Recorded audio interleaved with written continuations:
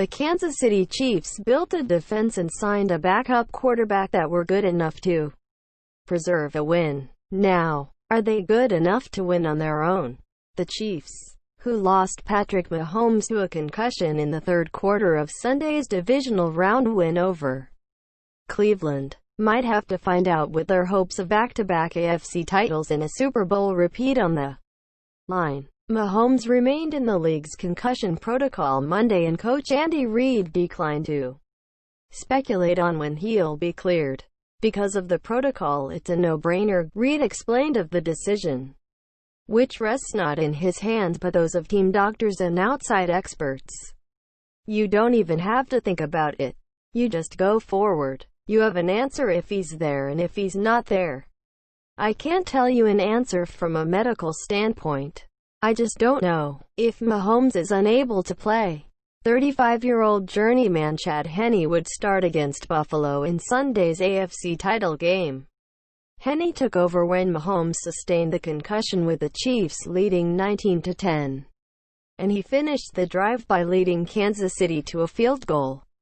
But more memorable will be the two plays he made in the fourth quarter, when the Chiefs were trying to hold on to a 22-17 lead and run out the clock on the win.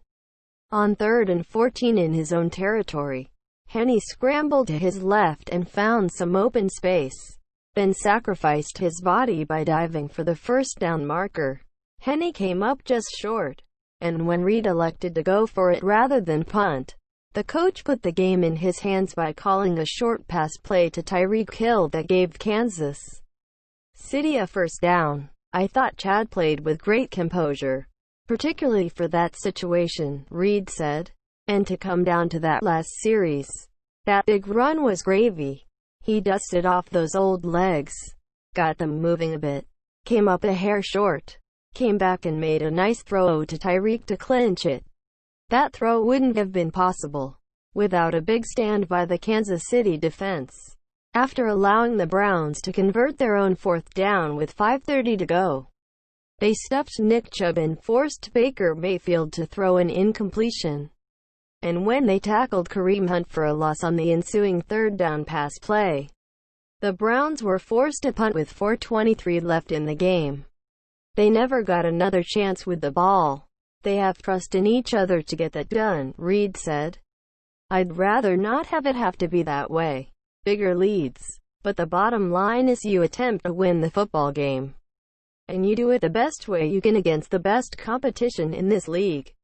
At times you have to reach down, reach a little deeper, and really, whatever the term is, to get in there and use that intestinal fortitude to get you over the hump.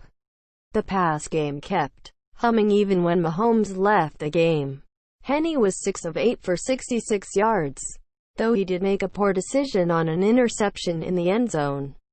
It helps to have tight end Travis Kelce, 8 catches, 109 yards and a TD, and Tyreek Hill, 8 catches, 110 yards and the game's most important first down, helping him out. The Chiefs will need to get more pressure on the Bills' Josh Allen than they did on Mayfield, who enjoyed standing tall in a comfy pocket most of the game. The only sack that Kansas City got came from L'Jarius Sneed on a cornerback blitz.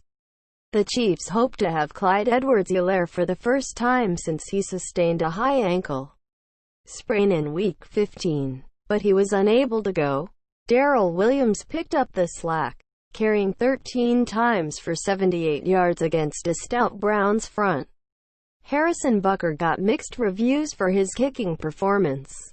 He missed an extra point on the Chiefs' first touchdown, then missed a chip shot field goal later in the game. 4 points that would have taken a lot of the pressure off the final minutes. But he also set a franchise playoff record by hitting a 50-yarder just before halftime. Mahomes wasn't the only player to sustain a concussion Sunday.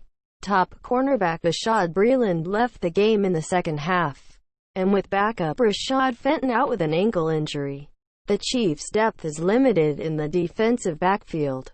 16. Reid moved into a tie with Chuck Noll for the 5th most postseason wins by a coach in NFL history.